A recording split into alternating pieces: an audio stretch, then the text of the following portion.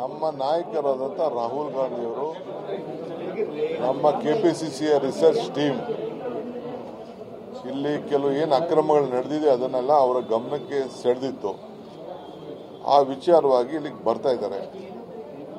ನಾನು ಎಲ್ಲ ಶಾಸಕರು, ಬ್ಲಾಕ್ ಕಾಂಗ್ರೆಸ್ ಅಧ್ಯಕ್ಷರು, ಪಕ್ಷದ ಮುಖಂಡರುಗಳಿಗೆ, ಮಂತ್ರಿಗಳಿಗೆ ಮತ್ತೆಲ್ಲ ನಾಯಕರುಗಳು ಕೂಡ 5ನೇ ತಾರೀಕು ಬರಬೇಕು ಅಂತೇಳಿ ಆಹ್ವಾನವನ್ನು ಕೊಡ್ತಾ ಇದ್ದೇನೆ ಪಕ್ಷದ ಪರವಾಗಿ.